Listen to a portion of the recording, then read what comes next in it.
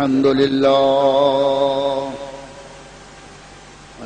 لله نحمده ونستعينه ونستغفره ونؤمن به ونتوكل عليه ونعوذ بالله من شرور أنفسنا ومن سيئات أعمالنا من يهده الله فلا مضل له ومن يضلله فلا هادي له ونشهد أن لا إله إلا الله وحده لا شريك له ونشهد أن سيدنا ومولانا محمدا عبده ورسوله بالهدى ودين الحق يرسله صلى الله تعالى عليه وعلى آله وأصحابه وأزواجه وذرياته وأهل بيته وعلماء ملته وأولياء أمته أجمعين برحمتك يا أرحم الراحمين أما بعد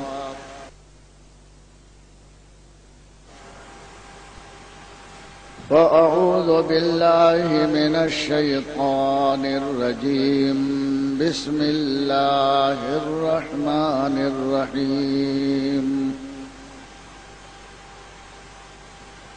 قد أفلح من زكاها وقد خاب من دساها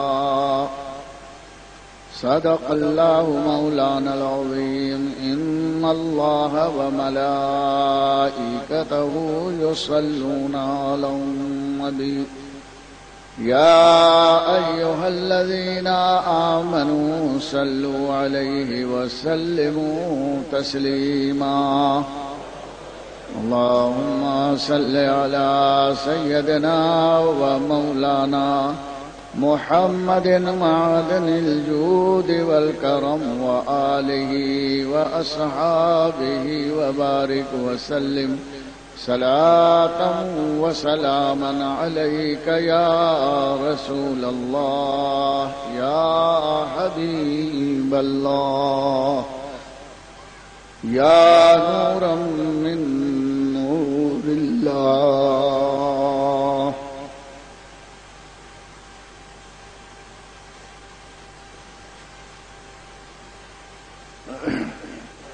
عظیم البرکت علیہ الرحمت ارشاد فرماتے ہیں، دعا کرتے ہیں ان کی ولا میں ایسا گما دے خدا ہمیں، ان کی ولا دونوں سے ان کی ولا میں ایسا گما دے خدا ہمیں، ڈھونڈا کریں پر اپنی خبر کو خبر نہ ہو، ڈھونڈا کریں پر اپنی خبر کو خبر نہ ہو۔ یہ دعا ہے، سب لوگ بولو آمین۔ دعا یہ کر رہے ہیں کہ اللہ تعالی ہم کو حضور کی ولا یعنی محبت میں بالکل گم کر دے، فنا کر دے، کہ ڈھونڈا کرے پر اپنی خبر کو خبر نہ ہو۔ یہ ایک علمی گفتگو ہے کہ ایک ہوتا ہے مبتدا اور ایک ہوتی ہے اس کی خبر۔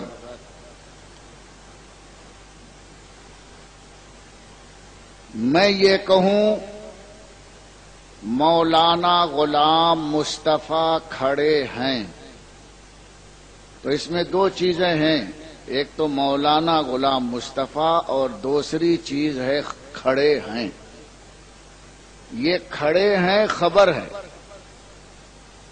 کس چیز کی خبر ہے کہ مولانا غلام مصطفیٰ اس وقت بیٹھے نہیں ہیں، سوئے نہیں ہیں، بلکہ وہ کھڑے ہیں۔ تو تو کھڑے ہیں یہ خبر ہے، کس کے لیے ہے؟ مولانا غلام مصطفیٰ کے بارے میں یہ خبر دی جا رہی ہے، انفارمیشن کیا جا رہا ہے۔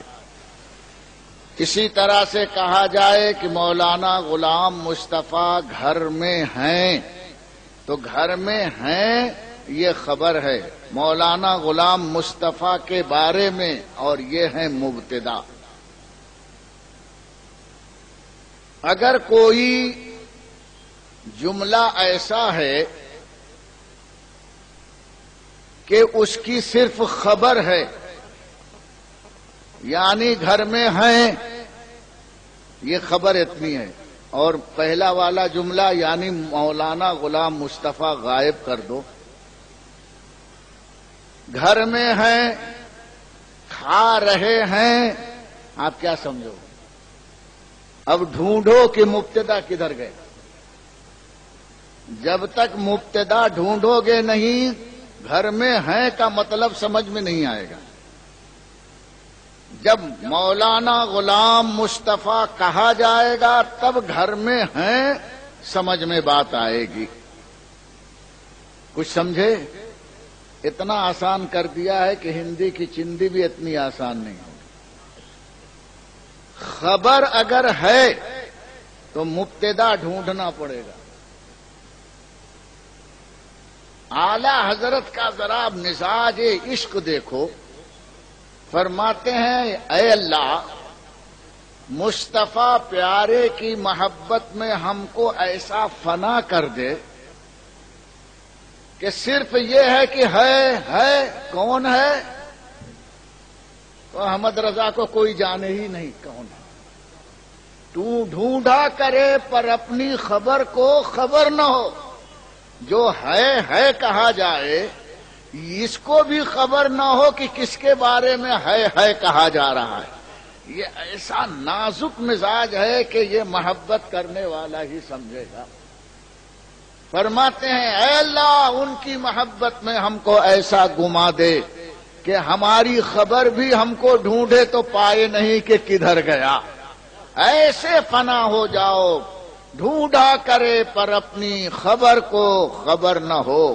یہ صحابہ کرام کی زندگی ایسے ہی تھی، کیسے رسول کی محبت میں انہوں نے اپنے آپ کو گما دیا، کیسے پاک نفس تھے، اپنے دل کو انہوں نے کتنا صاف رکھا تھا کہ اس دل کے اندر حضور کی محبت کے سوا، اللہ و رسول کی محبت کے سوا کوئی محبت ہی نہیں تھی، نہ پیسے کی محبت اور نہ دولت کی محبت۔ سنو، ایک مرتبہ حضور اکرم صلی اللہ علیہ وسلم کی خدمت میں حضرت عمر فاروق رضی اللہ تعالی عنہ آئے اور حضور نے واعظ فرمایا کہ اس وقت تک مسلمان نہیں ہو سکتا جب تک کہ اس مسلمان کے نزدیک ساری کائنات، ساری دنیا سے مجھے زیادہ محبت نہ ہو۔ دنیا سے زیادہ، ساری کائنات سے زیادہ محبت حضور اکرم کے ساتھ مسلمان کو ہوگی جب اس کا ایمان کامل ہوگا۔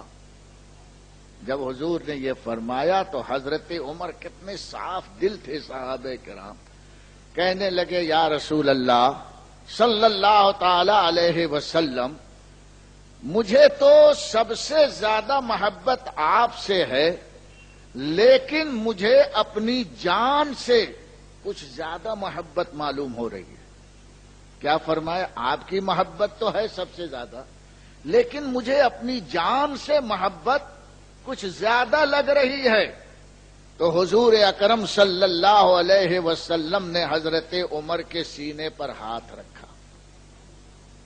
ہاتھ رکھ کر جیسے ہی ہاتھ رکھا اور سرکار فرماتے ہیں عمر اب بولو تمہاری کیفیت کیا ہے؟ تو حضرت عمر عرض کرتے ہیں یا رسول اللہ اب تو آپ کی محبت مجھے اپنی جان سے بھی زیادہ ہو گئی۔ حضور نے اپنا دست پاک رکھا، ایک کھٹک تھی، حضرت عمر فاروق نے اپنے دل کا علاج ریاضت، مجاہدہ، عبادت، صدقہ، خیرات اور کسی اور چیز سے اس دل کا علاج نہیں کیا، مصطفیٰ کی بارگاہ میں عرض کیا تو رسول اکرم صلی اللہ علیہ وسلم نے یہ نہیں فرمایا عمر جاؤ وضو کرو، رو، نماز پڑھو، تاکہ تمہارے دل میں جو ایک بات چبھی ہوئی ہے کہ تم کو اپنی ذات سے زیادہ محبت ہے، اللہ اس بات کو نکال دے۔ نہیں، سرکار نے اپنا دست پاک سینے پر رکھ، علاج فرما رہے ہیں اللہ کے رسول، اور جیسے ہی ہاتھ رکھا ارشاد فرمایا اے عمر اب تمہاری کیفیت کیسی ہے؟ جھوم کر فرماتے ہیں اب تو سب سے زیادہ محبت ہو گئی یا رسول اللہ، ایک سیکنڈ نہیں گزرا اور دل کو اللہ کے رسول نے صاف فرما دیا۔ یہی سب سے بڑی کامیابی ہے، قد افلح من زکاہا، جس کا دل صاف ہو جائے، ہر چیز کی محبت اس کے دل سے نکل جائے اور اللہ و رسول کی محبت بیٹھ جائے، وہی بہت پاک ہے، کامیاب ہے۔ ایک انصاری صحابی تھے جن کا نام تھا حضرت زید ابن عبداللہ انصاری، حضور سے بڑی محبت فرماتے تھے۔ ویسے تو ہر صحابی سرکار پر اپنی جان دیتا تھا، ہر چیز کو، بلکہ ماں، باپ، اولاد، اپنا سب کچھ قربان کرنے کے لیے وہ تیار رہتا تھا۔ حضرت زید ابن عبداللہ انصاری اس دن جس دن حضور کا وصال ہوا، سرکار کی مزاج پرسی کے لیے آئے۔ یہ بہت بڑے کسان تھے، کھیتی باڑی کرتے تھے، کھجور کے باغات تھے، حضور کی خدمت میں آئے اور سرکار سے ملاقات کی، مزاج پرسی کی اور اجازت چاہی یا رسول اللہ صلی اللہ علیہ وسلم میں اپنی کھیتی پر جا رہا ہوں، اور حضور کے تلوے پاک کو آپ نے بوسہ دیا۔ حضور یوں آرام فرما رہے تھے، حضرت زید ابن عبداللہ نے حضور کے تلوے کو بوسہ دیا اور بوسہ دے کر اپنے کھیت پر چلے گئے، کام میں مصروف تھے۔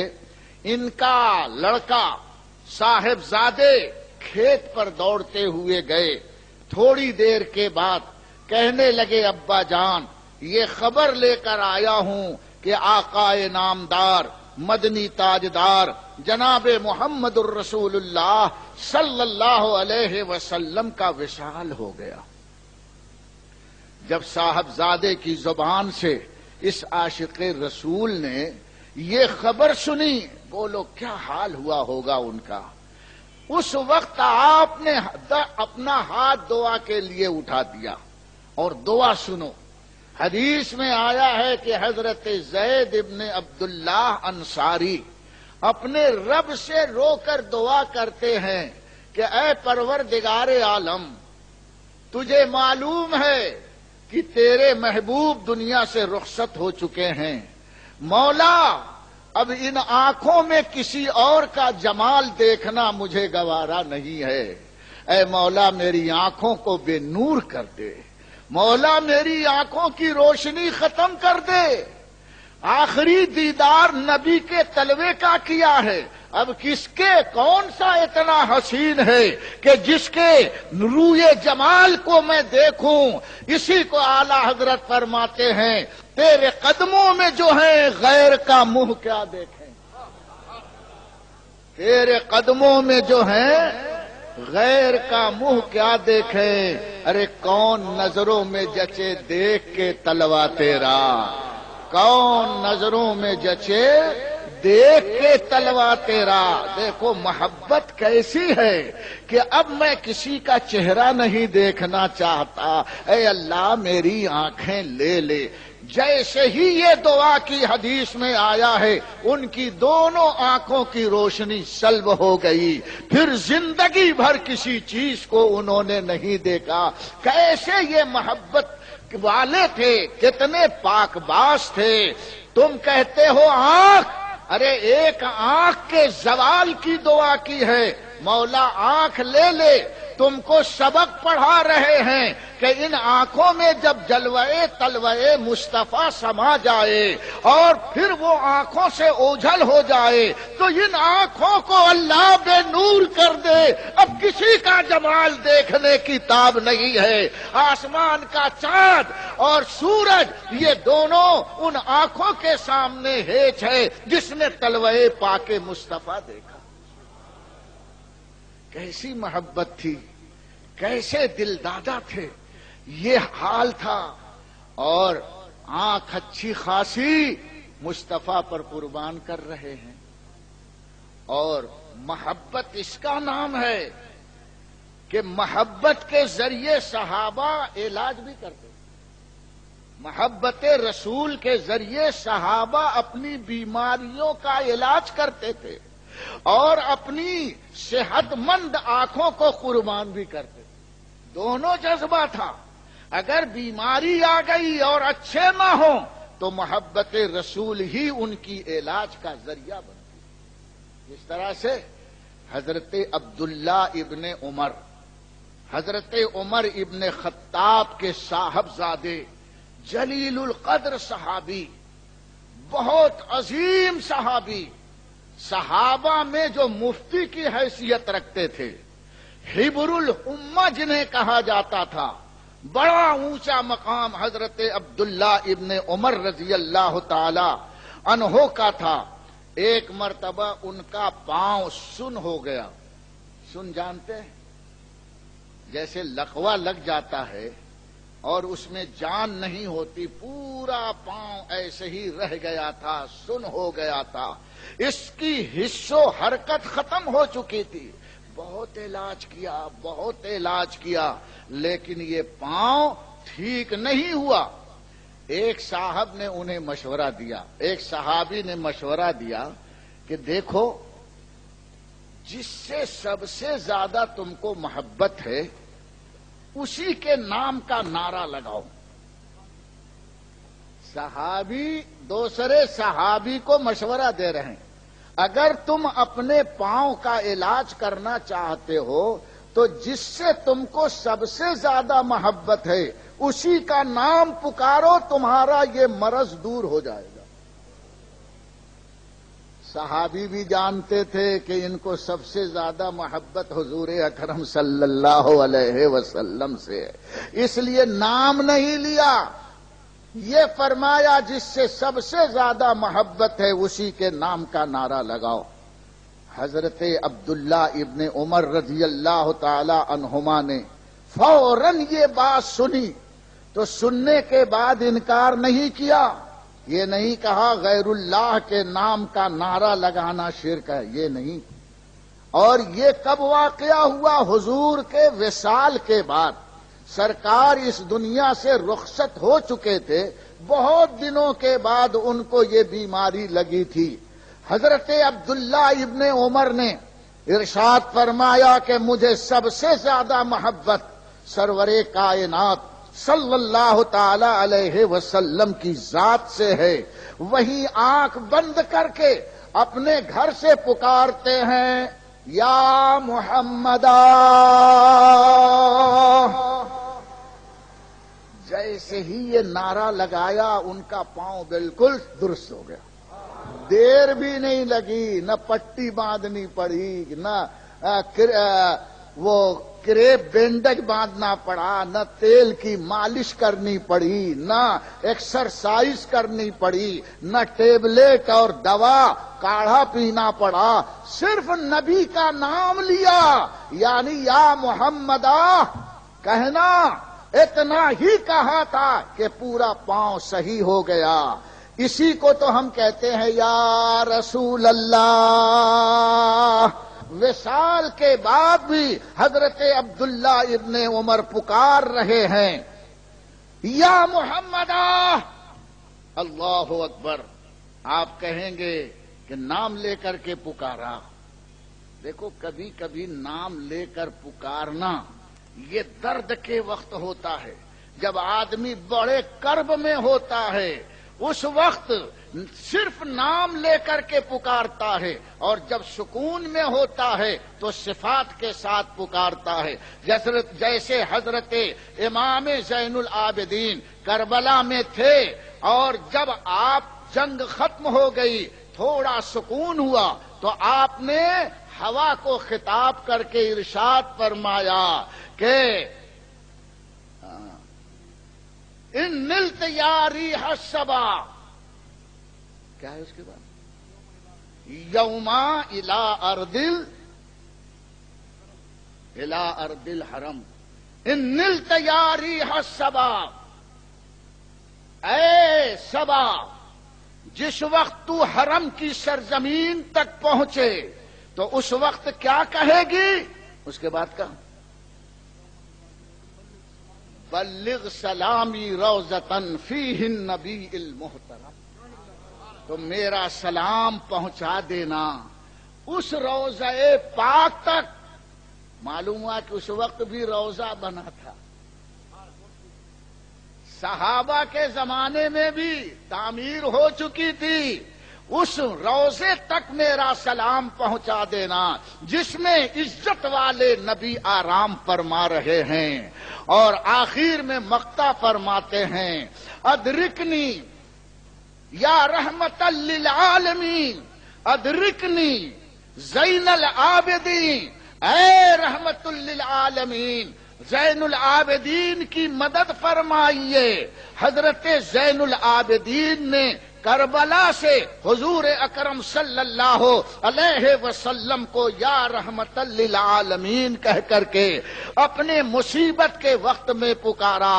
مدینے والے مصطفیٰ کو پکارتے تھے، اور کربلا والے بھی مصطفیٰ کو پکارتے تھے۔ ارے جہاں سے پکارو، تمہاری آواز رسول سنیں گے، بشرطے کی دل کے اندر محبت موجود۔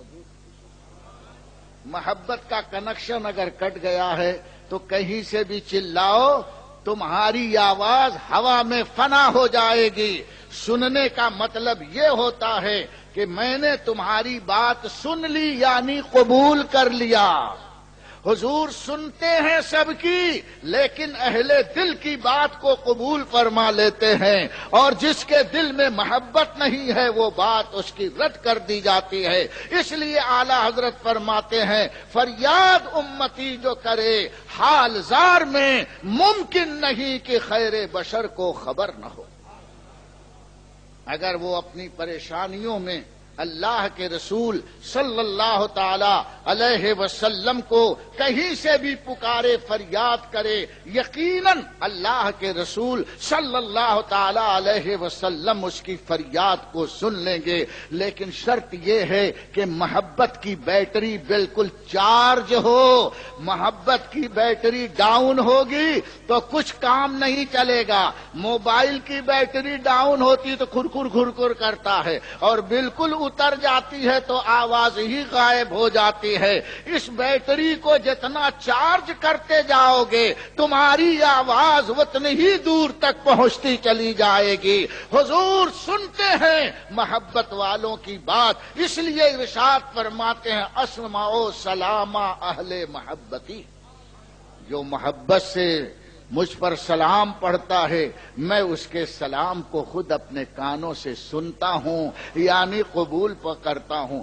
محبت کے ساتھ سلام پڑھنا اللہ کے رسول صلی اللہ علیہ وسلم پر حضرت عبداللہ ابن عمر رضی اللہ تعالی عنہ کی محبت نے وہ کمال دکھایا کہ بیماری کا علاج حضور کے نام پاک کو زبان سے اس کا نعرہ لگا کر اپنے بیماری کا علاج فرماتے ہیں۔ صحابہ کی محبت کوئی معمولی محبت تھی، آنکھ قربان کر رہا ہے، کوئی گردن قربان کر رہا ہے، کوئی اپنی بیماری کا علاج کر رہا ہے۔ حضرت اسماء بنت ابو بکر، حضرت عائشہ کی بہن، ان کو حضور نے خوش ہو کر کے اپنا جبہ دیا تھا، بڑا خوبصورت جبہ تھا۔ حضور کے وصال کے بعد جب کوئی ان کے پاس بیمار آتا تو وہ صندوق سے حضور کا جبہ نکالتی اور اس کو پانی میں دھو کر کے مریض کو پلا دیتی تھی، فوراً بیماری بھاگ جاتی تھی، اجی دیر نہیں لگتی تھی۔ اسی سے علماء نے ثابت کیا ہے کہ کلمات خیر لکھ کر کاغذ پر پانی میں دھو کر پلانے سے شفا ہوتی ہے۔ حضور کا جبہ پاک جس کو حضور نے اپنے تنے ناس پر زیب تن فرمایا تھا، اس کے اندر یہ تاثیر ہے کہ دھو کر کے پلا دے تو بیماری فوراً چلی جائے، تو نام مصطفیٰ میں کتنی تاثیر ہوگی۔ تو حضور کے نام اور نسبت سے بیماریوں کا علاج کیا جاتا ہے۔ صحابہ کی محبت کا اعلان تو دیکھو، حضرت عبداللہ ابن ابی جلیل القدر صحابی تھے، اور ان کا باپ عبداللہ کٹر منافق تھا، بیٹا صحابی اور باپ دوغلا۔ یہ ہوتا ہے اس زمانے سے، کبھی ابا بگڑتا ہے تو بیٹا صحیح رہتا ہے، کبھی بیٹا بگڑتا ہے تو ابا صحیح رہتے ہیں، کبھی شوہر بگڑتا ہے تو بیوی اچھی رہتی ہے، شوہر بگڑ گیا اور بیوی نیاز فاتحہ کرتی ہے، اور وہی جو بگڑا ہوا شوہر ہے وہی لا کر کے سب نیاز فاتحہ کی چیز دیتا ہے۔ وہ بولتی اگر تم گئے ہو چلے میں تو جاؤ، ہم کو کوئی مطلب نہیں ہے، لیکن غوث پاک کی نیاز کریں گے، اور اگر نہیں لاؤ گے تو اماں کے یہاں چلی جاؤں گی، فوراً چوک بازار میں جا کر کے لے کے آ کے دے دیتا ہے۔ تو یہ ہوتا چلا آیا ہے، بیٹا کچھ اور ہے، باپ کچھ اور ہے۔ تو حضور کے زمانے میں عبداللہ ابن ابی بن سلول تھا، یہ پکا منافق تھا، اور صاحبزادے جو تھے یہ بہت زیادہ عاشق رسول تھے۔ اب ایک واقعہ سنو حدیث کا اور تاریخ کا۔ حضور جہاد کے لیے گئے، اور یہ جہاد جنگ مریسیہ تھا۔ یہ حضور اکرم صلی اللہ تعالی علیہ وسلم جب وہاں سے واپس آ رہے تھے تو ایک کنویں کے پاس صحابہ کرام کو اللہ کے رسول نے ٹھہرنے کا حکم دیا۔ تو صحابہ کے دو گروہ تھے، ایک انصار اور ایک مہاجر۔ سمجھے؟ مہاجر مکے سے جو ہجرت کر کے مدینے آئے تھے انہیں مہاجرین کہتے تھے، اور جو مدینے کے باشندے تھے ان کو انصار کہتے تھے۔ انصاری وہ صحابی ہیں جو مدینے کے رہنے والے تھے، اور مہاجر وہ صحابی ہیں جو مکے سے گھر بار چھوڑ کر رسول کی محبت میں مدینے منورہ آئے تھے۔ حضور کے ساتھ دونوں صحابے تھے۔ کسی صحابی سے انصاری جو تھے مہاجر کی کچھ گفتگو ہوئی، اور گفتگو میں تیزی آ گئی، پھر جھگڑا ہو گیا، اور مہاجر صحابی تھے انہوں نے انصاری صحابی کو ایک تماچا مارا۔ حضور کی موجودگی، حضور اپنے خیمے میں تھے، یہاں جھگڑا ہو گیا، اور جھگڑا ہونے کے بعد مہاجر جو صحابی تھے انہوں نے انصاری مدینے کے رہنے والے کو ایک تماچا مار دیا۔ اور اسی فوج میں یہ منافق بھی تھا، عبداللہ ابن ابی بن سلول، یہ بھی جہاد میں گیا تھا۔ ہاں، جہاد کرتے تھے، حضور کو اپنے جیسا سمجھتا تھا، لیکن جہاد میں شریک ہوتا تھا، آگے آگے تلوار لے کے میں ماروں گا میں ماروں گا، اور دل میں کیا تھا؟ دل صاف نہیں تھا۔ حضور اکرم صلی اللہ تعالی علیہ وسلم کی فوج میں منافقین تھے۔ جب انہوں نے یہ دیکھا کہ مہاجر نے انصاری کو تماچا مارا تو یہ بھی مدینے کے منافق سب رہنے والے تھے، انہوں نے آپس میں مشورہ کیا کہ یہ لوگ مکے سے بے گھر ہو کر مال و زر چھوڑ کر بے سہارا ہو کر مدینے آئے، ہم نے مل جل کر ان کی مدد کی، اور جب آج طاقت ہو مل گئی، فتوحات ہو رہی ہیں، اسلامی سلطنت قائم ہو گئی، تو اب ان میں چربی آ گئی ہے، ہم مدینے والے کو تماچا مارتے ہیں، ہم عزت والے ہیں، اور مکے سے جو آئے ہیں یہ سب ذلیل ہیں، ہم جب مدینہ لوٹ کر کے جائیں گے تو مکے سے آنے والے کو سب ہم اپنے دیش سے اور اپنے شہر سے بھگا دیں گے۔ آج کل وہاں بمبئی میں یہی ہو رہا ہے، نہیں سنا ہے؟ آکرے صاحب، ٹھاکرے صاحب، یہ جتنے ہیں بیچارے بہار سے، یو پی سے، مدھیہ پردیش سے آئے ہوئے، بولتے یہ سب مہاجر بھگاؤ، ڈنڈے مار مار کے بھگاتے ہیں، یہ سب ہمارے شہر کی سب سمپتی لے کر جاتے ہیں۔ یہ نظریہ کس کا ہے؟ منافق کا ہوتا ہے۔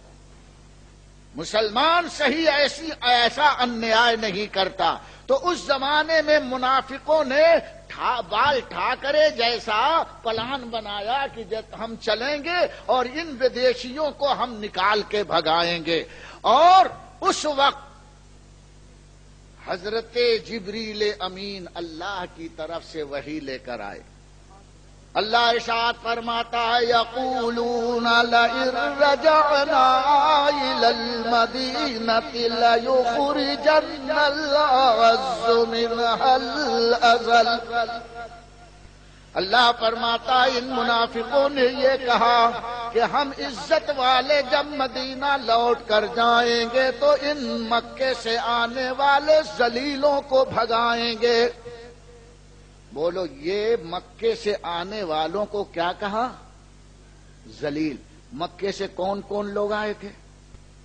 کلیجے پر ہاتھ رکھ کر کے سوچنا۔ مکے سے آنے والے ابو بکر ہیں، مکے سے آنے والے عمر ہیں، مکے سے آنے والے عثمان ہیں، مکے سے آنے والے علی مرتضیٰ ہیں، مکے سے آنے والے بلال حبشی ہیں، اور مکے سے آنے والے خود جناب محمد الرسول اللہ صلی اللہ علیہ وسلم ہیں۔ نام نہیں لیا، صرف یہ کہا جو مکے سے آئے ہیں وہ ذلیل ہیں، مدینے میں رہنے والے سب عزت والے ہیں، جب ہم لوٹ کر جائیں گے تو ان ذلیلوں کو مکے مدینے سے نکال کے بھگائیں گے۔ اللہ تعالی کو یہ ان کا ڈائلاگ اتنا ناپسند ہوا کہ قرآن میں نازل فرمایا کہ ان منافقوں نے کہا ہے لئن رجعنا إلى المدينة ليخرجن الأعز منها الأذل، کہ ہم چل کر کے ان سب کو نکال بھگائیں گے۔ اس کے بعد آیت کیا ہے؟ وَلِلَّهِ الْعِزَّةُ وَلِرَسُولِهِ وَلِلْمُؤْمِنِينَ وَلَكِنَّ الْمُنَافِقِينَ لَا يَعْلَمُونَ۔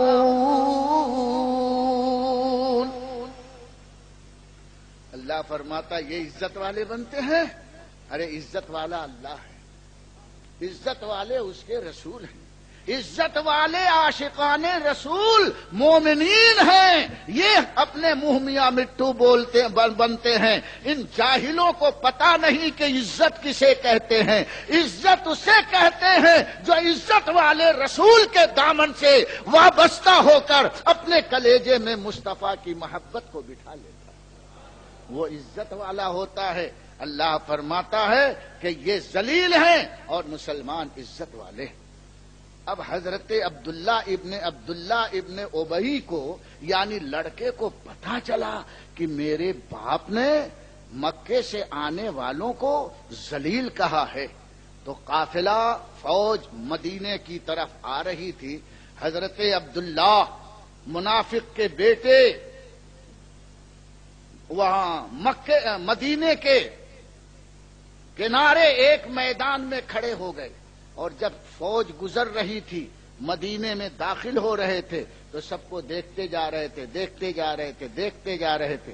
جب دیکھا کہ باپ آیا تو پکڑ لیا، بولے کہاں جا رہا؟ رک، بیٹا ہے۔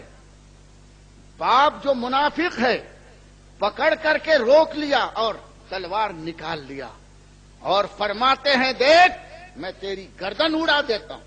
تو نے صحابہ کی توہین کی ہے، میرے آقا کی توہین کی ہے، میرے باپ اور بیٹے کا رشتہ اب نہیں رہا۔ بڈھا کانپ گیا، کہا ارے کیا کر رہے ہو؟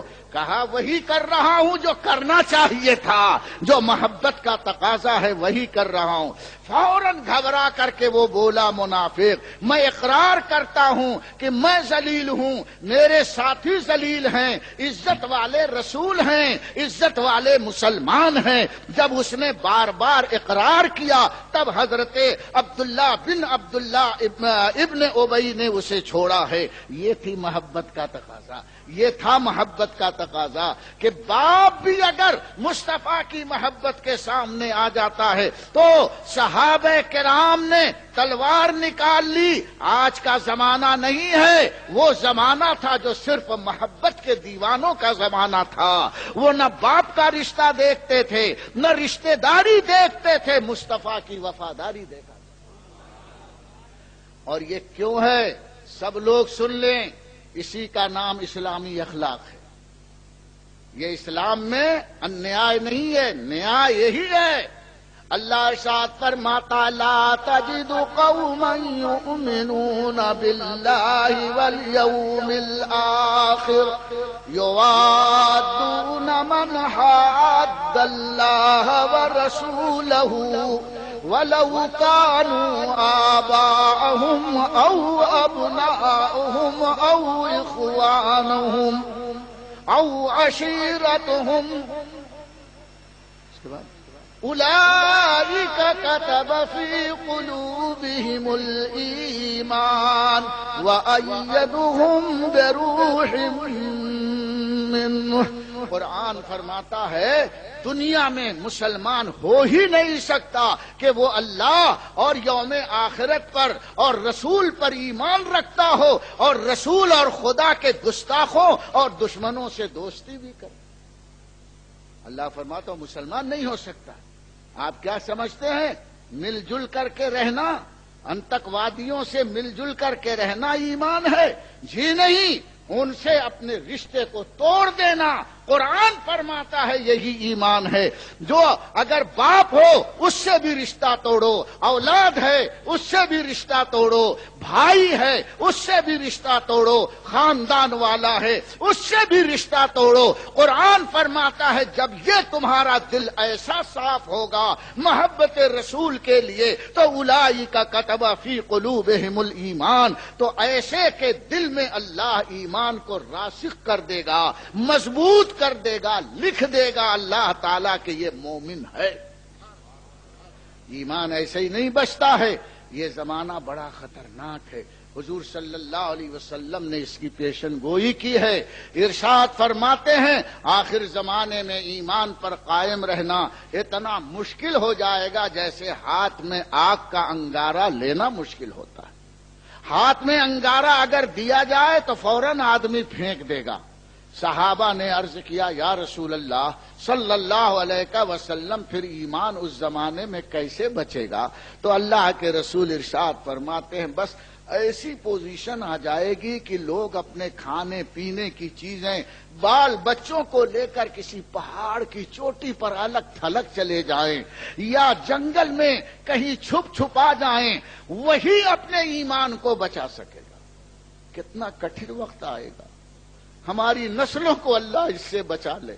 دوستو آج بھی ہم یہاں رہ کر اپنے ایمان کو بچا رہے ہیں، یہ بھی بہت بڑا میرے رب کا فضل ہے کہ ہم سب کے نرغے میں رہ کر متاع ایمان کو محفوظ رکھے ہیں اور مصطفیٰ کی محبت کا نعرہ آج بھی لگاتے ہیں۔ یہ صدقہ ہے امام احمد رضا کا، یہ صدقہ ہے میرے غریب نواز کا، یہ صدقہ ہے سورت والوں کو خواجہ دیدار کا، یہ صدقہ ہے خواجہ دانا کا، یہ صدقہ ہے صابر کلیری کا، یہ صدقہ ہے اولیاء امت کا کہ آج ہم اپنے کو سنی مسلمان کہتے ہیں۔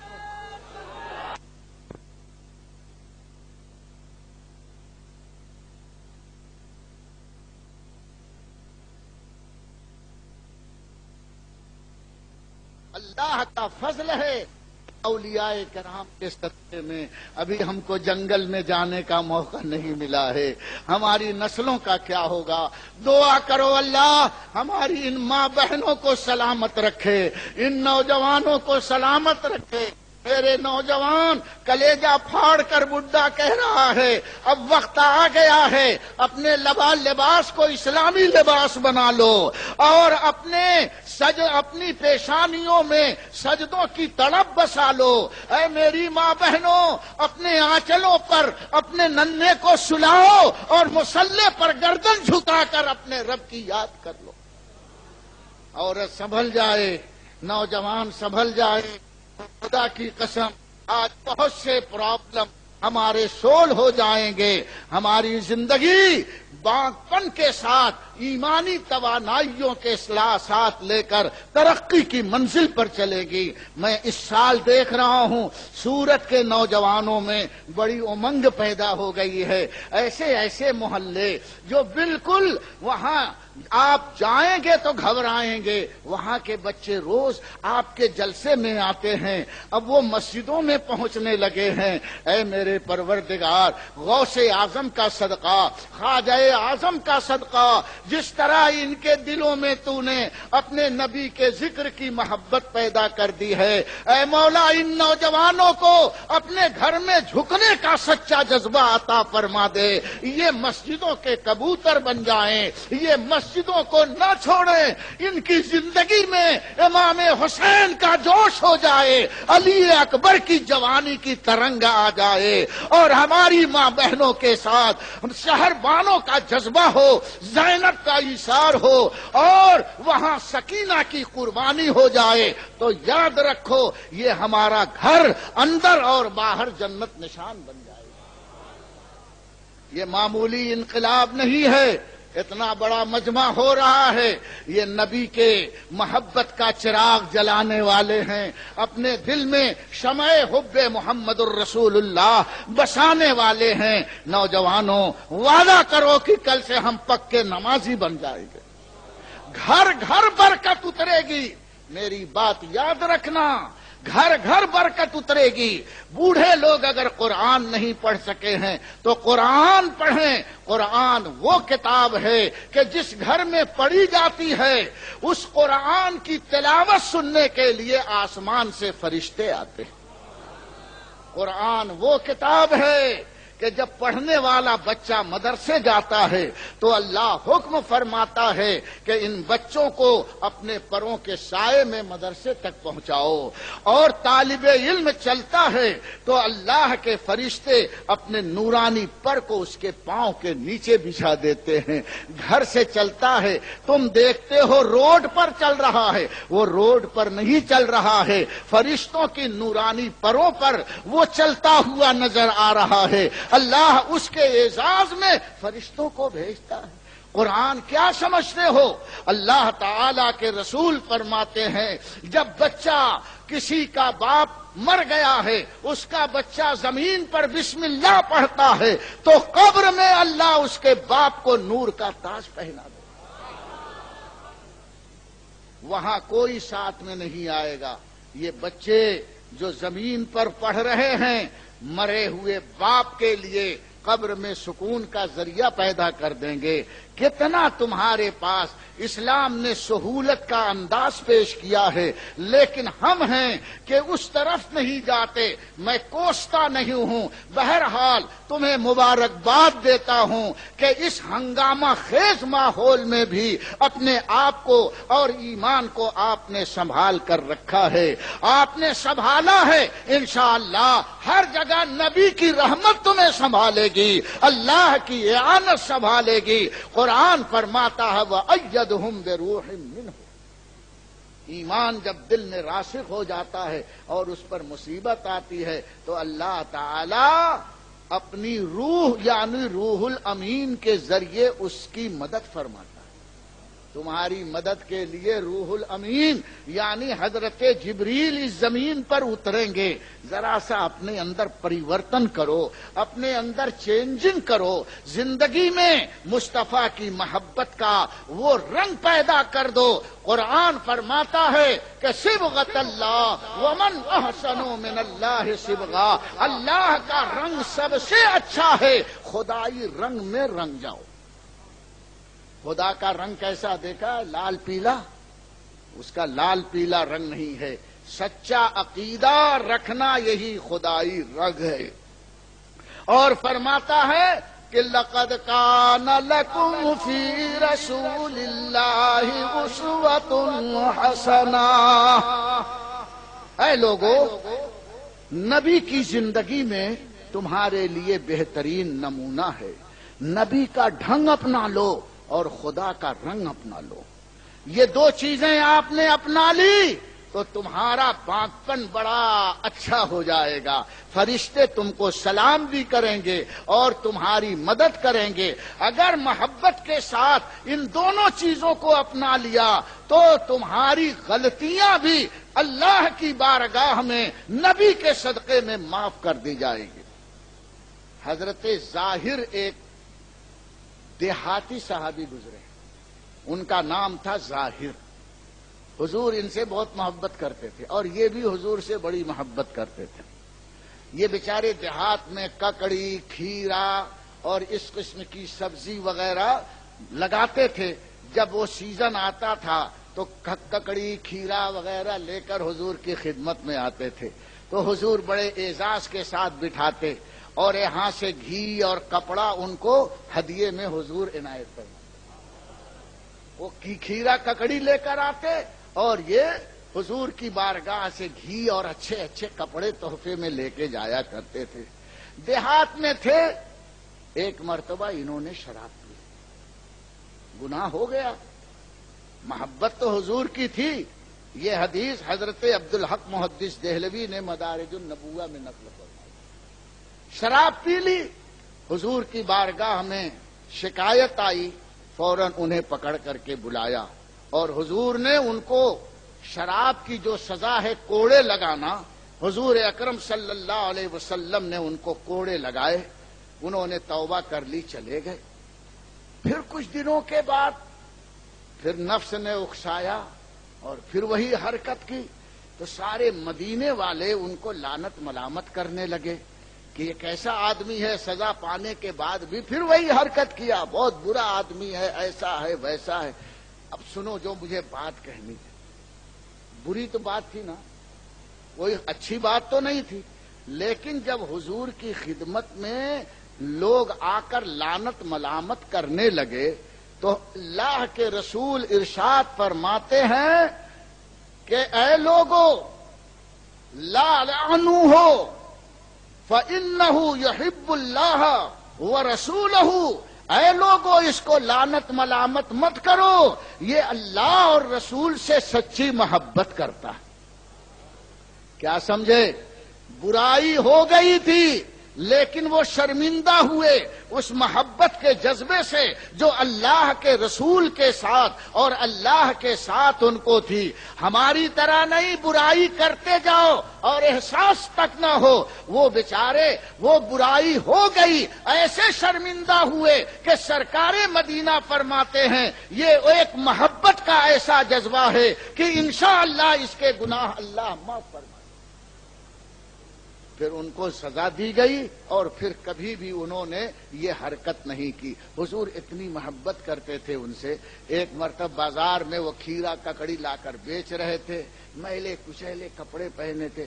حضور بھی بازار سے گزرے تو دیکھا کہ ظاہر بیٹھا ہوا ککڑی بیچ رہا ہے. حضور پیچھے سے دبے پاؤں چپکے سے آئے اور دونوں ہاتھ سے ایسے پیچھے سے آنکھ بند کر لی. کبھی کبھی ایسا ہوتا ہے نا کہ بڑا آدمی بچے کی آنکھ بند کر لیتا ہے تو بچہ ٹٹولتا ہے کون ہے کون ہے. تو حضرت ظاہر کی جب آنکھ بند کر لی تو ہاتھوں میں تو خوشبو تھی ہی، ریشم جیسے نرم نرم ہاتھ تھے. یہ نہیں پوچھ رہے کون ہے، سمجھ گئے یہ وہ ہے کہ ان کے جیسا ہاتھ کسی کا ہے ہی نہیں ہے. کیا مہکتے ہیں مہکنے والے.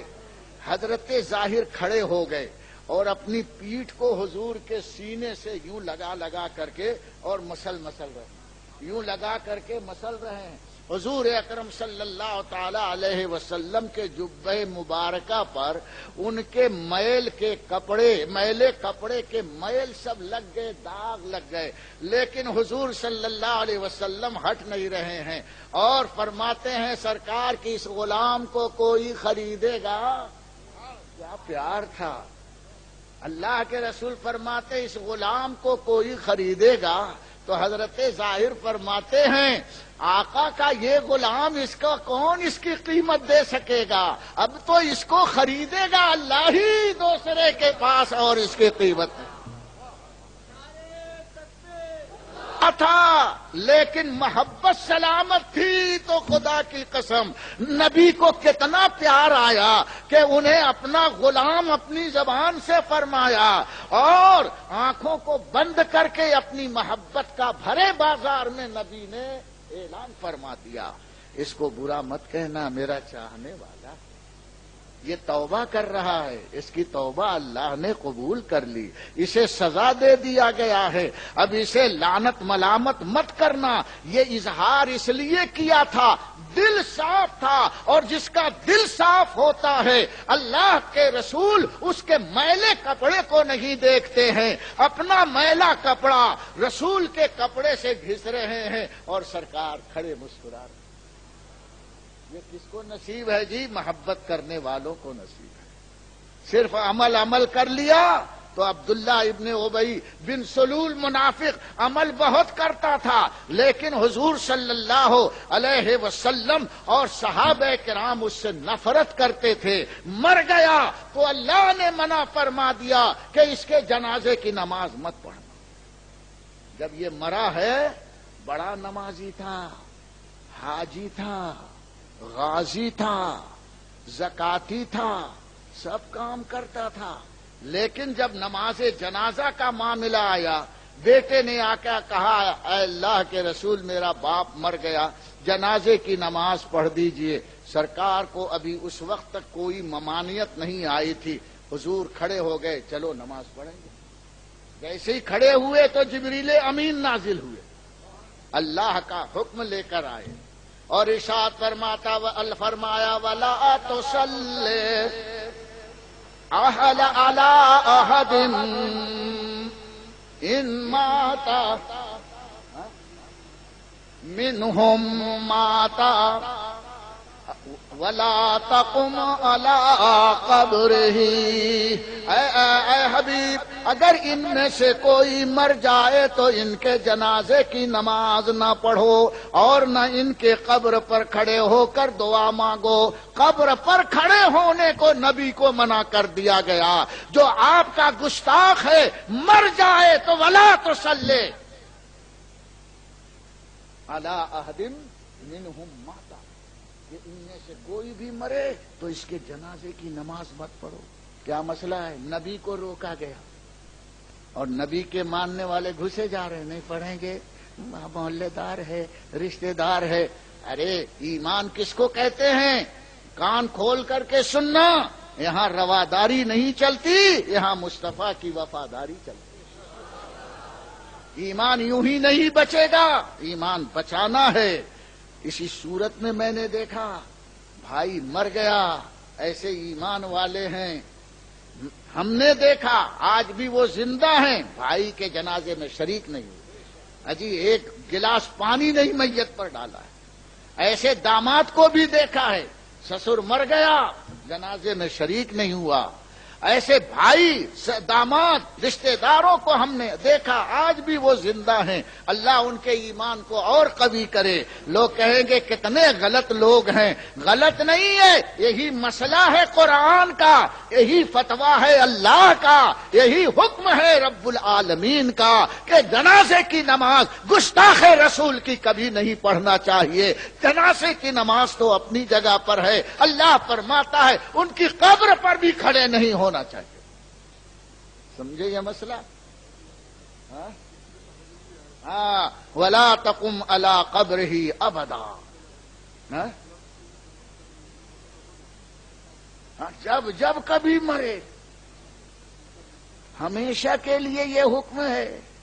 یہ ارشاد فرمایا کبھی بھی کوئی مرے، قیامت تک گمراہ اگر مر گیا تو اس کے جنازے کی نماز نہیں پڑھنی چاہیے۔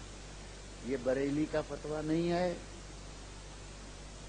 یہ ڈھابیل کا فتویٰ نہیں ہے۔ ڈھابیل والے تو دیں گے بھی نہیں، دیں گے تو بریلی والے دیں گے۔ قرآن کا فتویٰ ہے تو یہی دیں گے۔ یہ تو بولے سب اچھے ہیں، سب ملو۔ گائے بھی دودھ دیتی، بولے ہو۔ بیل بھی دودھ دیتا، بولے ہو۔ یہ ہو فو والے ہم نہیں ہوتے۔ گائے بھی دودھ دیتی ہو، بیل بھی دودھ دیتا ہو۔ تو میں اکثر بولتا گائے کا دودھ ہم پی لیں، بیل کا تم پی لینا۔ یہ ہو والی بات نہیں ہونی چاہیے۔ اللہ نے فرمایا مت پڑھو تو مت پڑھو، چاہے کوئی دنیا کچھ بھی کہتی رہے۔ ایمان جب بچتا ہے میرے دوست، ورنہ حالت یہاں تو بچی رہے گی، قبر میں جاتے ہی وہاں پر دھوبلا نکال دیا جائے گا۔ یہ قرآن کا حکم ہے، ادھر ادھر کا حکم نہیں ہے۔ حضور اکرم نے خود فتویٰ دیا ولا تصلی علیہم، اور ان پر تم جنازے کی نماز مت پڑھو۔ ولا تصلوا معہم، اور یہ امام بنے تو ان کے ساتھ مل کر کے جماعت میں نماز مت پڑھو۔ جب جا کر کے ایمان بچے گا۔ ایمان کی حفاظت آج کے زمانے میں سب سے اہم ہے۔ آج رواداری کو چھوڑو، مصطفیٰ کی وفاداری دیکھتے چلو گا۔ جب ایمان دل میں جاگزی ہوگا اور کامیابی ساتھ میں آئے گی۔ اللہ فرماتا قد افلح من زکاہا وقد خاب من دساہا، اور اگر یہ گمراہی کا زنگ لگ گیا تو تمہاری گاڑی اسٹارٹ نہیں ہوگی۔ اسکوٹر چلاتے ہو کہ نہیں؟ موٹر سائیکل چلاتے ہو؟ اس میں پلگ ہوتا، پلگ جہاں سے کرنٹ جو ہے اسپارک ہوتا ہے، اس ہاں ایک پوائنٹ ہوتا ہے ایسے ٹیڑھا، دیکھا ہے نا؟ اگر اس پر کاربن لگ جائے تو کیک مار مار کر کے کیک نکل جاتا ہے لوگوں کا، لیکن پھر دھر پھر چلتی ہی نہیں کمبا۔ آخر وہ پلک پانا لے کر کے اس کے ہیڈ میں سے وہ پلک کھولتے ہیں اور دیکھتے ہیں، پھر اس کو سائن پیپر سے گھس کر کے صاف کرتے ہیں اور پھر اس کو ٹائٹ کرتے ہیں، اور ایک کیک مارا تو ٹر چل رہتا ہے کہ نہیں؟ جب تک زنگ لگا رہے گا کرنٹ نہیں اسپارک ہوگا۔ تم کتنا ہی محنت کرو، چوٹی کا پسینہ ایڑی آ جائے گا، گاڑی آگے نہیں بڑھے گی۔ ایسے ہی دل کے اندر محبت رسول کا پلگ لگا ہوا ہے، اگر گستاخی اور گمراہی کا زنگ لگ گیا، آپ لاکھ نماز کے اوپر کیک مارتے رہے، نور نکلے گا ہی نہیں، آگے آپ کی گاڑی بڑھے گی نہیں۔ آگے بڑھانا ہے تو پہلے دل کو صاف کرنا پڑے گا اور اپنے زنگ کو دور کرنا پڑے گا، تب جا کر منزل پر گاڑی پہنچے گی۔ قد افلح من زکاہا، کامیاب وہ ہوا جس نے اپنے اس دل کو صاف ستھرا کر لیا۔ وقد خاب من دساہا، اور ناکام وہ ہو گیا جس نے اپنے اس دل کو گندا اور زنگ آلود بنا دیا۔ تو آپ نماز پڑھو گے؟ آج صرف سمجھایا ہے، نماز پڑھو گے؟ گمراہوں سے دور رہو گے؟ نہیں رہو گے؟ بالکل، گمراہوں کے سائے میں مت کھڑے ہونا، یہ بڑے کانٹے دار درخت ہیں اور تم کو آج نہیں سمجھ میں آ رہی ہے، قبر میں پہنچو گے تو سب سمجھ میں آئے گا، وہاں کوئی کسی کا ساتھ نہیں دے گا۔ یہی عشق رسول کی شمع جلے گی تو ساری قبر میں نور نور ہی ہوگا۔ لحد میں عشق رخے شہ کا داغ لے کے چلے، اندھیری رات سنی تھی چراغ لے کے چلے۔ کتنی اچھی ہوا آئی ہے کہ نہیں؟ بڑی اچھی ہوا آئی ہے، ایسا لگ رہا مدینے سے ہو کر آئی ہے۔ آخر میں ہوا آ رہی ہے، بڑا سکون مل رہا ہے۔ اس ہوا کو اے پروردگار عالم مدینے کا جھونکا بنا دے۔ یہ ہوا جس طرح ہمیں سکون دے رہی ہے، مصطفیٰ کی محبت سے ہمارے دل کو سکون مل جائے، اور جب ہم قبر میں پہنچے تو قبر ہماری روشن ہو جائے۔ اور ہماری ماں بہنیں بہت دور دور سے آتی ہیں، تم بھی نمازی بن جاؤ. ہماری عورتیں بولنا مت، بس دل میں ارادہ کر لو کہ ہاں ہم نمازی بنیں گے، اور یہ نمازی بن جائیں گی تو انشاءاللہ گھر میں بس رونق ہی رونق اور رحمت ہی رحمت نظر آئے گی. ہم سے تعویذ لینے کی ضرورت نہیں پڑے گی. روزانہ کہتے باپو دھندا نہیں چل رہا ہے. دھندا نہیں چل رہا ہے تو بندہ کہاں چل رہا ہے مسجد میں؟ بندے کو بھی تو چلنا چاہیے مسجد میں. دھندا کب چلے گا؟ جب بندہ چلے گا. اور بندہ نہیں چلے گا تو عذاب کا ڈنڈا چلے گا. یاد رکھو، کہیں سنبھالے نہیں سب لوگے.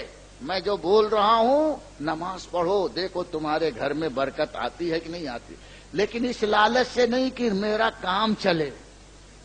یہ بھی لالچ اچھی نہیں ہے. نماز پڑھو اس لیے کہ اللہ راضی ہو جائے. دھندے کے لیے نماز مت پڑھو. کچھ لوگ بغیر سوچے سمجھے صرف دھندے کے لیے نماز پڑھتے ہیں. حضرت امام اعظم کے زمانے میں ایک شخص بخیل تھا. اس نے پورے ہنڈی میں روپیہ جمع کر کے اپنے گھر میں دفن کر دیا تھا، اور بڈھا ہو گیا تھا. کچھ دن کے بعد جب روپیے کی ضرورت ہوئی تو بھول گیا کہ کس کمرے میں نے دفن کیا. بیٹھا بیٹھا سوچ رہا ہے، بولے یہاں کیا ہے ادھر کیا ہے. اب مشکل یہ ہے کہ بخیل تو تھا، پورا گھر کھودے گا تو پھر بنوانا پڑے گا. تو گیا باپو لوگوں کے پاس کہ آپ ذرا استخارہ کر کے بتاؤ، تعویذ لکھ کے تو میری ہنڈی کہاں گئی ہے، میں نے کہاں اپنا خزانہ دفن کیا ہے. سب نے کہا تو دفن کرے، تیری بلا جانے، ہم کو کیا معلوم. جا. کسی نے اس کو لفٹ نہیں دیا. ایک مولانا صاحب تھے، انہوں نے کہا جا امام اعظم ابو حنیفہ موجود ہیں، وہ تیرا پرابلم سولو کر لیں. جہاں کوئی مسئلہ حل نہیں ہوتا امام اعظم کی بارگاہ میں حل ہو جاتا ہے. گیا تو حضرت سے کہا، حضرت پڑھا رہے تھے اس وقت بچوں کو، کہا حضور میری ہنڈی پیسے کی غائب ہو گئی، کہاں دفن کیا ہے یاد ہی نہیں ہے. تو حضرت فرماتے ہیں تیری ہنڈی تو جان، میں کیا بتاؤں.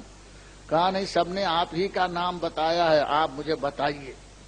تو فرمایا کہ اچھا نہیں تو جان چھوڑ رہا ہے تو جا نیت کر لینا کہ 100 رکعت نماز پڑھوں گا، تیری ہنڈی مل جائے گی. گیا عشاء کی نماز کے بعد فوراً گھر میں مصلی بچھایا اور نماز. اللہ اکبر.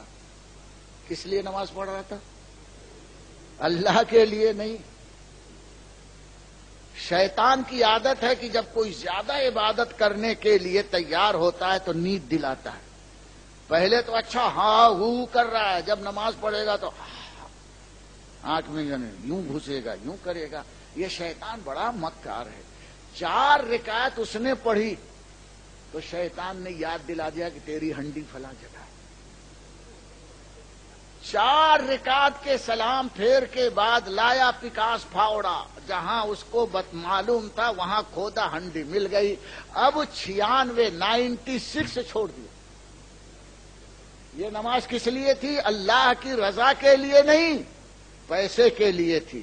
اور جو پیسے کے لیے ہوتی ہے ریگولر نہیں ہوتی، وہ چھوڑ پکڑ. جب اس کو دھندا نہیں چلے گا تو آئے گا بندہ کہاں؟ مسجد میں. اور جہاں دھندا چلا تو بندہ چلا. پھر وہ مسجد کی طرف پوچھیں گے کیوں نہیں آئے؟ آج بہت گراہک تھی، فرصت نہیں ملی. اب یہ تو کیا نماز کو ٹائم پاس سمجھتا ہے؟ جب فرصت نہ ملے تو فرصت نکال کر نماز پڑھ تو اللہ کی رحمت تیرے گھر کی طرف آئے گی. نماز یہ نہیں کہ جب تم کو کوئی کام نہ ہو تب نماز پڑھو. وہ نماز سب سے زیادہ اللہ کو پسند ہے کہ ہر ضرورت کو چھوڑ کر وقت پر جا کر کے نماز ادا کر لے. اللہ کو یہ سجدہ بہت پسند ہے. تو جو کام کرنے کا ہے اس زمانے میں وہ نہیں کرتے. آتے ہم لوگوں کو پریشان کرنے، دھندا نہیں چلتا، تعویذ دو تعویذ دو. سب شارٹ کٹ چلنا چاہتے. ہم تو لکھ کر کے دے دیتے ہیں اور بولتے ہیں کہ نماز پڑھا کرو. اللہ کے فضل سے بہت سے لوگ اسی بہانے نمازی بن گئے. تو نماز پڑھو اس لیے نہیں کہ تمہارا دھندا چلے، اس لیے پڑھو کہ اللہ تم سے راضی ہو جائے، اس کے صدقے میں تمہارا دھندا بھی چلے گا. ایک بزرگ تھے، ان سے ایک صاحب مرید ہوئے، بہت مالدار تھے، انہوں نے بنگلہ بنایا. جب بنگلہ تیار ہو گیا تو پیر صاحب کو لے کر کے گئے کہ حضرت چلیے آپ دعائے خیر فرما دیجئے. حضرت پہنچے اور مسند وغیرہ لگی تھی، جا کر کے بیٹھے. پیچھے کھڑکی تھی، باری تھی، اس میں سے ہوا آ رہی تھی. حضرت نے پیچھے مڑ کر دیکھا تو مسجد بھی نظر آئی. اپنے مرید سے کہتے ہیں بیٹا یہ باری تو نے کس لیے لگائی ہے؟ کہا حضرت ہوا اجاس کے لیے لگائی ہے. تو حضرت رونے لگے، اتنا روئے کہ گھبرا گیا. بولے حضرت میں نے کون سی گستاخی کر دی ہے، رونے پر روتے چلے جا رہے ہیں. حضرت نے فرمایا کہ مجھ سے مرید ہوا لیکن کسی کام کا نہیں رہا. بولے حضرت بات کیا ہے؟ کہا دیکھ بیٹا یہ باری تو نے لگائی، اگر نیت یہ ہوتی کہ یہ باری میں اس لیے لگا رہا ہوں کہ مسجد میں امام صاحب جب قرآن پڑھیں گے، مؤذن اذان دے گا، امام خطبہ پڑھے گا، تو وہ آواز میرے گھر میں اس باری کے ذریعے آئے تھی. اگر یہ نیت کرتا تو ہر دن اس باری کے لگانے کا ثواب تم کو ملتا. رہا ہوا تو آتی ہے، آئے گی، اس کو کون روک سکتا ہے. نیت اگر صحیح ہے تو ہوا بھی ملے گی اور ثواب بھی ملے گا. اس لیے نیت صحیح ہو کہ ہم اللہ کی رضا کے لیے نماز پڑھیں گے، اس نیت سے رضائے الہی بھی حاصل ہوگی اور ساتھ ساتھ تم کو برکتیں بھی ملتی چلی جائیں گی. اللہ تعالی ہمیں صحت نیت عطا فرمائے. جب قلب پاک ہوتا ہے تو نیت صاف ہوتی ہے. انما الاعمال بالنیات، سارے عمل کا دار و مدار نیت پر ہے. وما علینا الا البلاغ. کھڑے ہو کر صلاۃ مصطفیٰ جانے رحمت پہ لاکھوں سلام، شمع بز میں ہدایت، شہر یار رم تاجدار حرم، شہر یار رم تاجدار بہار شفاعت پہ لاکھوں سلام، مصطفیٰ جانے رحمت پہ لاکھوں سلام، شمع بز میں ہدایت، دور و نزدیک کے سننے والے وہ کان، دور و نزدیک کے سننے والے وہ کان، کان لعل کرامت لاکھوں سلام، مصطفیٰ جانے رحمت پہ لاکھوں سلام، شمع بز میں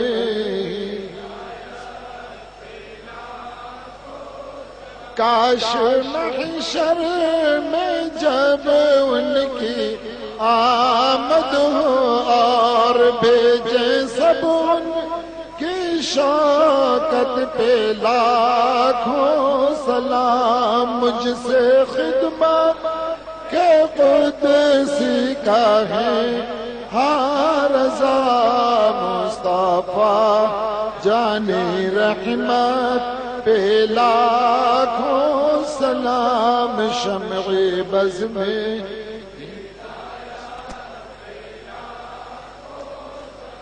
السلام علیکم یا رسول اللہ. شان غوث اعظم کی واہ کیا شان غوث اعظم کی، واہ کیا شان غوث اعظم کی.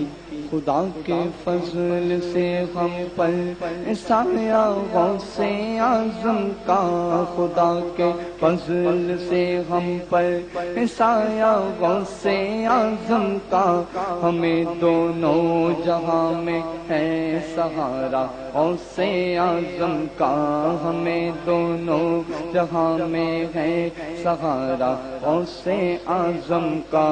بلیا تو غم و افقا کیوں کر گھیر سکتے ہیں، بلیا تو غم و افقا کیوں کر گھیر سکتے ہیں، سروں پر نام لیوا ہے جو پنجا غوث اعظم کا، سروں پر نام لیوا ہے جو پنجا غوث اعظم کا۔ مریدی لا تخف کہہ کر تسلی دی غلاموں کو، مریدی لا تخف کہہ کر تسلی دی غلاموں کو، قیامت تک رہے بے خوف بندہ غوث اعظم کا۔ واہ کیا شان غوث اعظم کی، واہ کیا شان غوث اعظم کی۔ ہماری لاج کس کے ہاتھ ہے بغداد والے کے، ہماری لاج کس کے ہاتھ ہے بغداد والے کے، مصیبت ٹال دینا کام کس کا غوث اعظم کا، مصیبت ٹال دینا کام کس کا غوث اعظم کا۔ رہائی مل گئی اس کو عذاب قبروں محشر سے، رہائی مل گئی اس کو عذاب قبروں محشر سے، یہاں پر مل گیا جس کو وسیلہ غوث اعظم کا۔ واہ کیا شان غوث اعظم کی، واہ کیا شان غوث اعظم کی۔ فرشتے روکتے کیوں ہو ہمیں جنت میں جانے سے، فرشتے روکتے کیوں ہو ہمیں جنت میں جانے سے، دیکھو ہاتھ میں دامن ہے کس کا غوث اعظم کا، یہ دیکھو ہاتھ میں دامن ہے کس کا غوث اعظم کا۔ نہ کیوں کر سلطنت دونوں جہاں کی ان کو حاصل ہو، نہ کیوں کر سلطنت دونوں جہاں کی ان کو حاصل ہو، سروں پر اپنے لیتے ہیں جو تلوار غوث اعظم کا۔ واہ کیا شان غوث اعظم کی، واہ کیا شان غوث اعظم کی۔ رہائی مل گئی اس کو عذاب قبروں محشر سے، یہاں پر مل گیا جس کو وسیلہ غوث اعظم کا، یہاں پر مل گیا جس کو وسیلہ غوث اعظم کا۔ مخالف کیا کرے میرا کہ ہے بے حد کرم مجھ پر، خدا کا رحمت للعالمی کا غوث اعظم کا۔ کلام سن لیجیے، مولانا نے اپنا درد دل بیان کیا ہے، میں اپنا درد دل بیان کرتا ہوں۔ ابھی کتنی تقریر باقی رہ گئی ہے؟ 2 رہ گئی ہے نا۔ میں نے بہت محنت کی ہے کہ نہیں؟ کچھ محنت کا بدلہ تو مجھے اللہ دے گا ہی، لیکن آپ سے بھی کچھ بدلہ لینا چاہتا ہوں۔ دیں گے کہ نہیں دیں گے؟ دیں گے؟ دیں گے تب بولوں گا۔ ہاں مولانا بولتے ہیں آواز بہت ہلکی آ رہی ہے۔ وہ میری گزارش یہ ہے کہ دارالعلوم انوار رضا لڑکیوں کا ایک بہت بڑا ادارہ بن گیا اور بنتا چلا جا رہا ہے، لڑکوں کا تو تھا ہی، آپ دیکھیں گے تو واقعی دل خوش ہو جائے گا۔ یہ چھوٹی سی منحنی دھان پان ذات ہے اور اپنے کندھے پر بہت بڑا بوجھ رکھا ہے، لیکن یہ بوجھ انہوں نے اپنے کندھے پر نہیں رکھا بلکہ من جانب اللہ، ان کے بزرگان دین کی طرف سے ان کے کندھے پر وہ بوجھ رکھا گیا ہے، اور ہمیں امید ہے کہ انہی بزرگوں کی دعاؤں سے یہ بوجھ کو اٹھائے دھندن دندن بھاگتے ہیں، کہیں ان کی گاڑی رکتی نہیں، چونکہ پیسوں کی بہرحال ضرورت ہوتی ہے، اس لیے کل اور پرسوں ذرا اپنی جیب گرم کر کے آئیے گا، اور دارالعلوم انوار رضا کے لیے اپنی قوم کے نونہال اور نونہال بچیوں کے لیے آپ دل کھول کر کے اس سال چندہ دے دو، انشاءاللہ جو ہمارا منصوبہ ہے وہ بہت جلد پائے تکمیل تک پہنچے گا۔ اتنی بڑی زمین لے لی ہے کہ آپ جب جا کر کے دیکھو گے تو آپ دیکھتے رہ جاؤ گے۔ کتنے ہزار اسکوائر فٹ؟ 52,000 اسکوائر فٹ زمین، 52,000 اسکوائر فٹ زمین جو مدرسے کی زمین ہے اس کو چھوڑ کر کے ابھی لیا ہے۔ اتنی بڑی زمین اور اس پر جو پلان بنے گا وہ انشاءاللہ اہل سنت کی شان کا نشان ہوگا اور ہمارے ایمان کی محافظت کا ایک مضبوط قلعہ ہوگا۔ اس لیے آپ کل اور پرسوں 2 دن چندہ کروں گا میں۔ اس بندے کا کام چندہ کرنا بھی ہے، چندہ آپ کو دینا ہے۔ یہ ابھی سے دے رہے ہیں۔ ایک ہمارے حافظ جی ہے، یہ اسٹیج والے پہلے ہی اپنا کام شروع کر دیتے ہیں۔ 50 روپیہ دیا، اللہ تعالیٰ ان کی کمائی میں برکت دے۔ کون؟ ہاں، رام پورے والے اطہر بھائی ہیں۔ ابو رحمان پورے والے بھی تو دیا کریں۔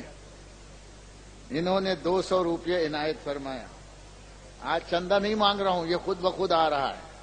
جو لوگ دینا نہیں چاہتے ہیں وہ آج مت دیں اور کل دیں گے۔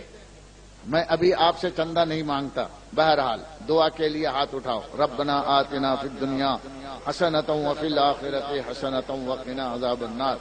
یا اللہ یا رحمان ہماری اس مجلس کو قبول فرما لے، تمام حاضرین کی حاضریوں کو قبول فرما، اور آج مخصوص طور پر میں اپنے مرحوم حاجی دادا بھائی کے لیے دعا کرتا ہوں جو اس جلسے کے فاؤنڈر ممبر تھے اور ان کی بڑی کوششیں اہل سنت کے لیے تھی۔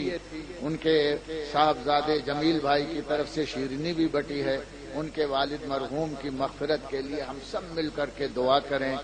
وہ جب تک زندہ رہے جلسے کو زندہ کر کے رکھے، اور دنیا سے چلے گئے تو آج ان کے صاحبزادے محلے والے ان کی برادری والے نے جلسے کو زندہ رکھا ہے۔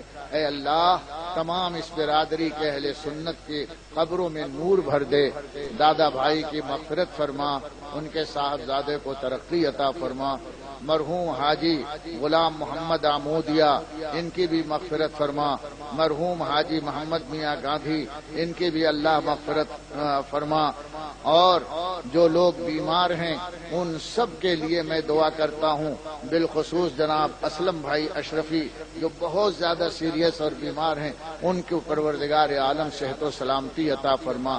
اور ایک خاص دعا یہ ہے کہ مساجد جو اہل سنت کی غیروں کے قبضے میں ہیں یہاں صورت میں، اللہ تعالیٰ ان ساری مسجدوں کو آزاد فرما کر حقداروں کے حوالے فرما دے۔ پروردگار عالم ہر محلے کے سنیوں کو یہ توفیق عطا فرما کہ وہ اپنی مسجدوں کو آباد کریں اور اپنے ایمان کی حفاظت کا سامان کریں۔ یا اللہ سب کے ہاتھوں کو گوہر مراد سے بھر دے، مجلس میں آنے جانے والے سب کے پروردگار عالم مشکلوں کو حل فرما دے، جو بے روزگار ہیں انہیں خوب روزی عطا فرما، روزگار والوں کی تجارتوں میں برکتیں عطا فرما۔ الہ العالمین تو اپنے کرم سے پروردگار عالم ہم سب کی مغفرت فرما۔ میرے والد گرامی جناب الحاج صوفی محمد حسن صاحب علیہ الرحمہ ان کی بھی اللہ تعالی مغفرت فرما۔ پروردگار عالم جتنے علماء اہل سنت اسٹیج پر ہیں ان کے گھر کے جو لوگ اہل ایمان رخصت ہو گئے ہیں مولا سب کی مغفرت فرما۔ ربنا تقبل منا انك انت السميع العليم وصلى الله تعالى على خير خلقه سيدنا ومولانا محمد وآله وصحبه اجمعين برحمتك يا ارحم الراحمين۔